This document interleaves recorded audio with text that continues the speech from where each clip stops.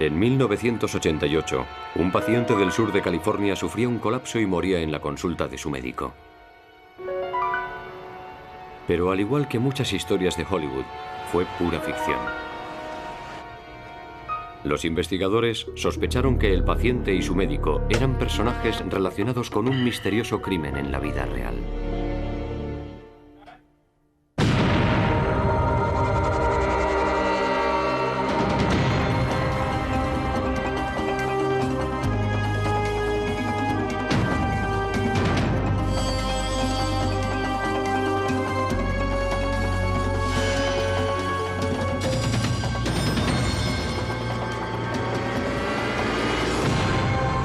Crímenes imperfectos.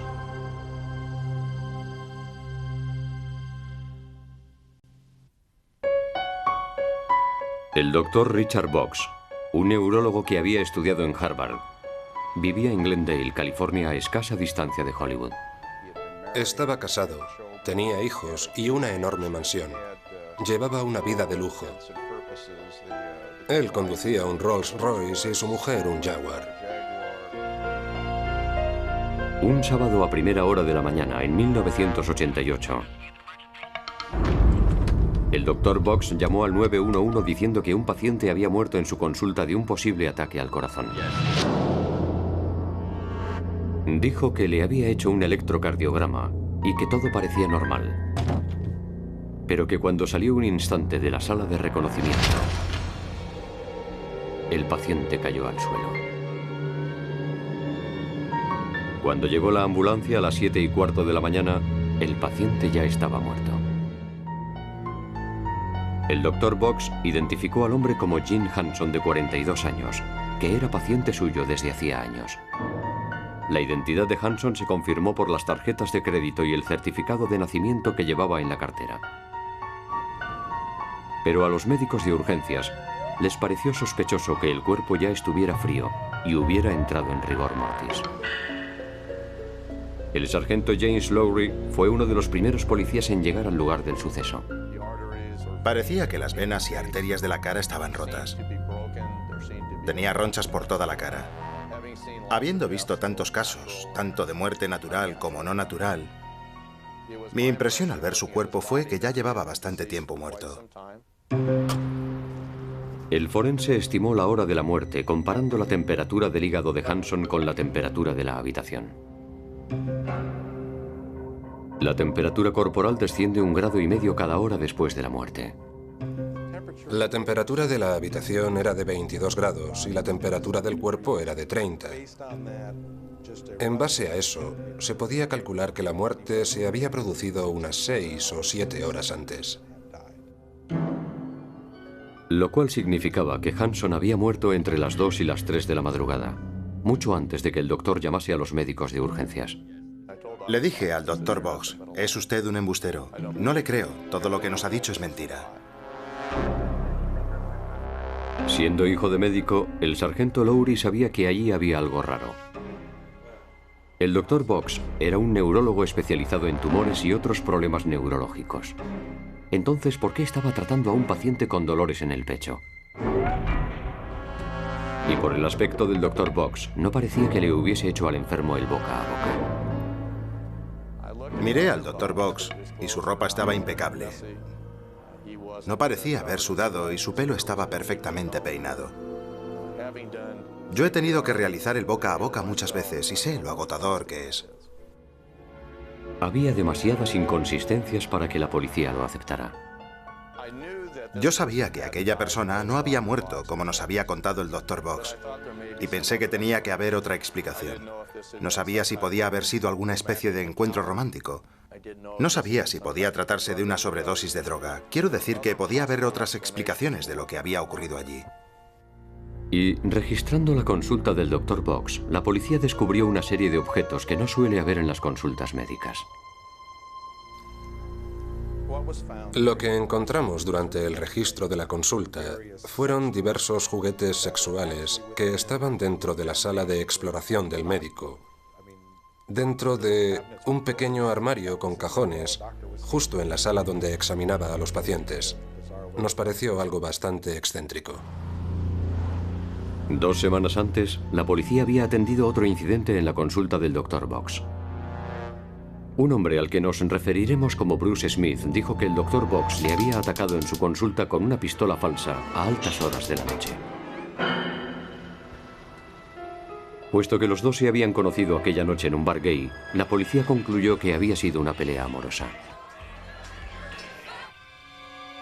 En los últimos años, el Dr. Box había tenido problemas profesionales y laborales. Había perdido sus privilegios médicos en varios hospitales.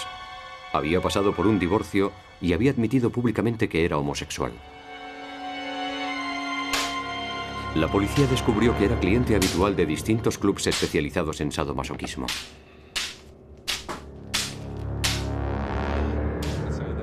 Podría decirse que en cierto modo somos delincuentes sexuales.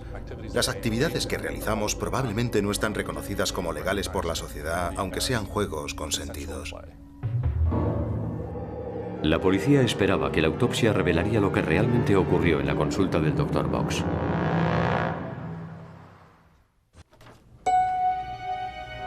La policía se quedó sorprendida al ver que la autopsia confirmaba exactamente lo declarado por el médico sobre la causa de la muerte.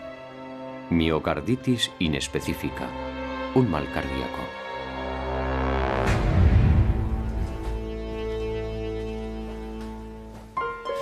El cuerpo de Hanson fue identificado por su socio en los negocios, John Hawkins. Es él. Decididamente es él. Hanson y Hawkins tenían una fábrica de ropa en Columbus, Ohio, llamada Sudaderas. Este es un anuncio de televisión de la marca Sudaderas. John Hawkins participaba en los anuncios.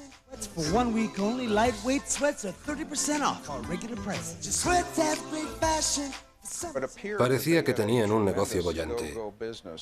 Habían abierto unas 20 tiendas y tenían unos coches estupendos. Vivían a todo tren. El cuerpo de Jim Hanson fue incinerado y las cenizas fueron arrojadas al Océano Pacífico. John Hawkins era el único beneficiario de los bienes de su socio, que incluían un seguro de vida de $1 millón. Después del funeral, Hawkins regresó a Ohio y después desapareció. Se fue al aeropuerto en su Mercedes descapotable y lo dejó allí con la capota puesta porque en Columbus estaba lloviendo y se subió a un avión con $1 millón en metálico. Poco después, una empleada de la compañía de seguros se disponía a archivar el expediente de Jim Hanson y pidió una copia del carné de conducir de Hanson. Los carnés de conducir de California llevan no solo una fotografía, sino también una huella digital. Pero la huella digital del carné de conducir de Hanson no coincidía con la huella que se le tomó en el depósito de cadáveres después de su muerte. La compañía de seguros informó a la policía de esta discrepancia. Tras revisar sus archivos, la policía descubrió que un contable de Hollywood de 32 años había sido dado por desaparecido. Se llamaba Ellis Green. Cuando le enseñaron a la familia de Ellis Green la fotografía del paciente del Dr. Box, le identificaron inmediatamente. La policía se lo comunicó al Dr. Box y este se quedó impresionado. Dijo que el hombre que había muerto en su consulta era paciente suyo desde hacía años y que siempre le había conocido como Jim Hanson. Pero el teniente Perkins investigó más a fondo la historia médica de Jim Hanson y encontró una inconsistencia sorprendente. En las 3 visitas a la consulta, el Dr. Box le había hecho un electrocardiograma a Jim Hanson. Pero cuando el teniente Perkins extendió las tiras de los electros, observó marcas de tinta y unas señales que demostraban que los electros habían sido realizados en el mismo día. Cuando extendí de extremo a extremo las tiras de los electros, la parte rota de las tiras coincidía perfectamente. Y la tinta roja era igual en todas, y el extremo que solo estaba marcado con tinta roja coincidía con el otro en el que no había tinta ni nada.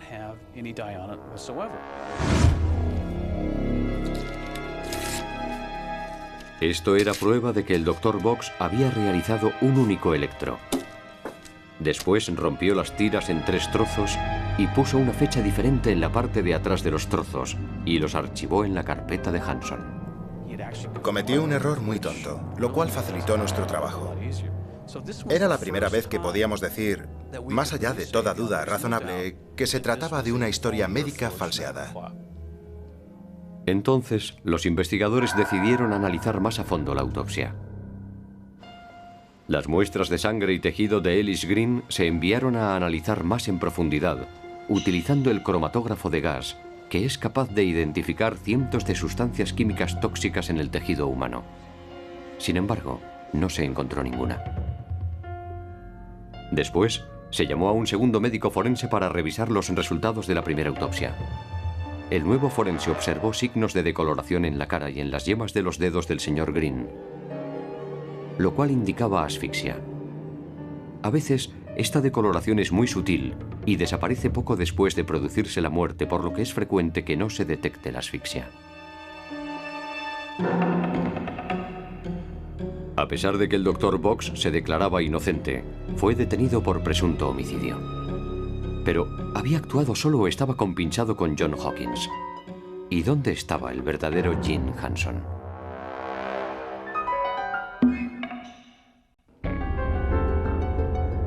Cuando los investigadores revisaron el pasado del Dr. Richard Box, descubrieron que, a pesar de la lujosa vida que llevaba, estaba arruinado. Había pasado recientemente por un divorcio y había perdido una gran cantidad de dinero en un negocio frustrado. Cuando registramos su casa, en uno de sus cuartos de baño, encontramos una bañera que no estaba llena de agua, sino de una inmensa cantidad de facturas dirigidas al Dr. Box. Y cuando investigaron la fábrica de Ohio, propiedad de Gene Hanson y John Hawkins, se encontraron con lo mismo: fuertes pérdidas económicas. Una de las formas de salir de aquella situación sería conseguir mucho dinero, de modo que lo del seguro de vida se convirtió en una posibilidad muy atractiva. Si el asesinato de Ellis Green era un fraude al seguro, los investigadores comprendieron que el Dr. Richard Box, Jim Hanson y John Hawkins estaban involucrados. Yo no sé cómo se conocieron. Sé que tanto Hawkins como Hanson habían sido pacientes del Dr. Box y que se conocían desde hacía años. Los planes para preparar la falsa muerte de Hanson podrían haber empezado un año antes. Las conversaciones telefónicas demuestran que estaban en contacto continuo. Los registros de las llamadas nos llevaron a pensar en una conspiración. Cada vez que se preparaban para hacer algo, había un aumento de actividad telefónica entre los 3 individuos. Después de pagar una póliza de $1 millón, Jim Hanson les dijo a sus amigos y colegas que se estaba muriendo de SIDA, cosa que no era verdad. Y dijo que se iba a vivir a California. Antes de irse, nombró a John Hawkins beneficiario de todos sus bienes y no incluyó a su familia en el testamento. Era un caso que requería una planificación muy elaborada. Había que asegurarse de que no hubiera errores y que algún familiar, como por ejemplo su madre, no se presentara diciendo: «Un momento, este no es mi hijo». La policía creía que Hanson y Box habían conocido a Ellis Green en un bar de Hollywood.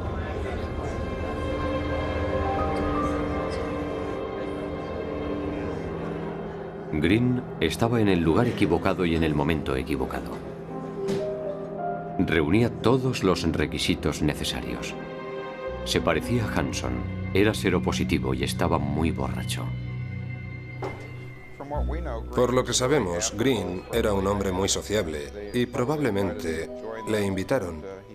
Y él se unió a ellos sin imaginarse cuál iba a ser su destino.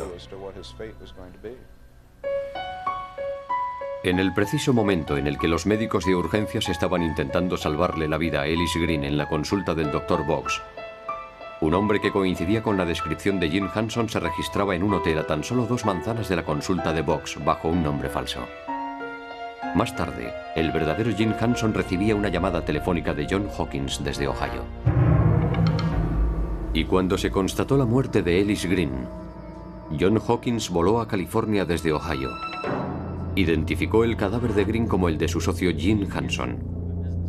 Se ocupó de la incineración y recogió el $1.000.000 en la compañía de seguros. Después, Hawkins y el verdadero Jim Hanson desaparecieron, abandonando su empresa de ropa en quiebra y al Dr. Richard Box para hacer frente al cargo de asesinato.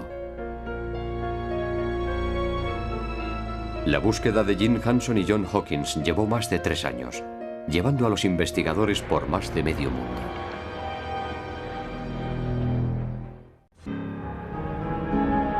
Mientras el Dr. Richard Box seguía encerrado en una cárcel de California por el asesinato de Ellis Green, sus cómplices Jim Hanson y John Hawkins aún estaban a la fuga. Un soplo llevó a la policía hasta una casa de Florida y unas huellas dactilares encontradas en una copa identificaron a Hanson como el inquilino. Por otro lado, todo parecía indicar que Hawkins había huido del país.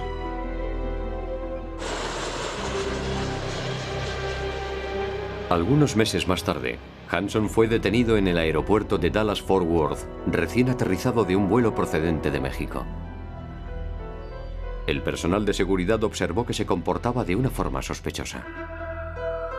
Las cicatrices de numerosas operaciones de cirugía plástica y del trasplante de cabello aún eran visibles.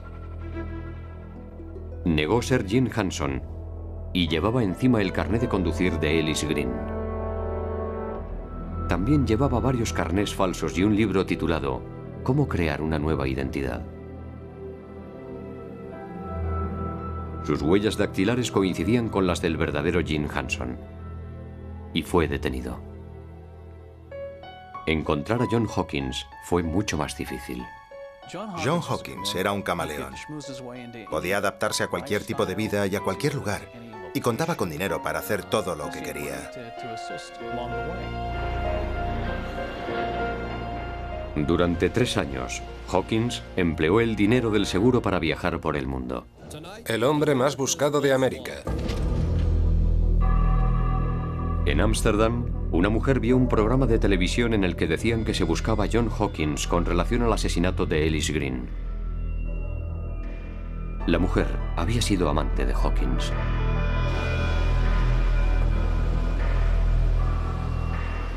Con la información que ella proporcionó, la policía localizó a Hawkins frente a la costa de Sardina, a bordo de un catamarán llamado Carpe Diem, vive al día.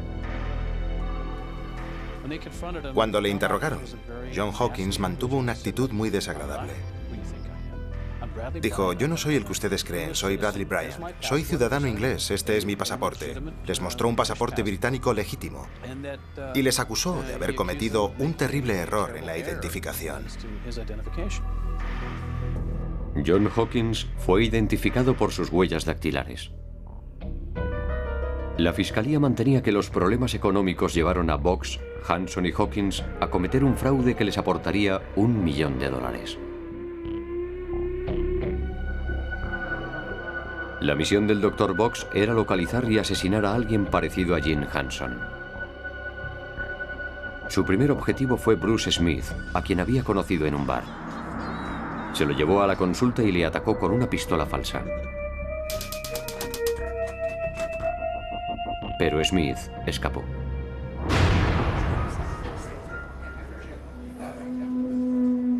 Dos semanas después, el Dr. Box se reunió con Jim Hanson y juntos lo intentaron de nuevo.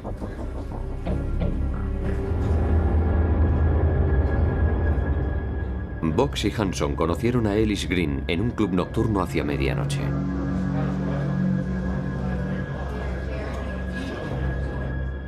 Green tenía un nivel de alcohol en sangre de 2,8 y estaba muy borracho.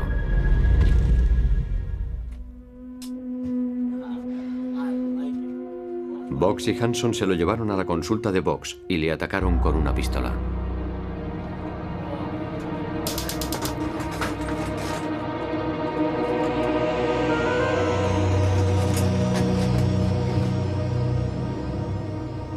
Bueno, tú lárgate de aquí, ya me ocupo yo.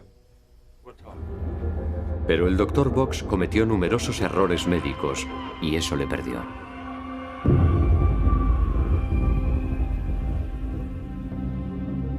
Mató a Green alrededor de medianoche, pero no llamó a urgencias hasta las 7 de la mañana. Cuando llegó la ambulancia, el cuerpo ya estaba frío y en estado de rigor mortis. John Hawkins, Gene Hanson y Richard Box fueron acusados de homicidio, conspiración, fraude y robo.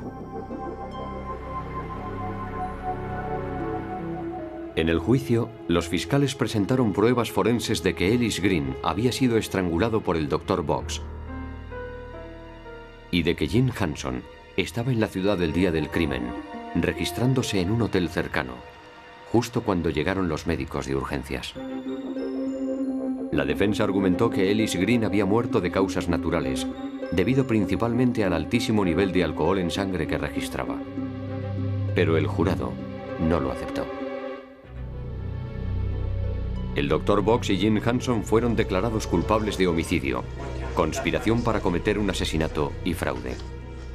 Ambos fueron condenados a cadena perpetua sin posibilidad de condicional.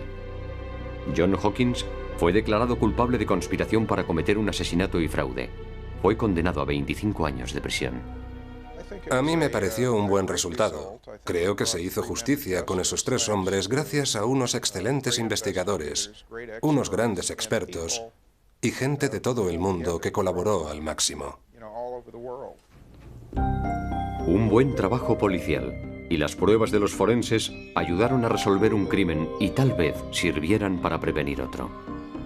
Los investigadores encontraron pruebas de que el trío estaba planeando otro crimen. Esta vez se trataba de alguien parecido a Hawkins, con el fin de conseguir otro $1.000.000 por el seguro de vida.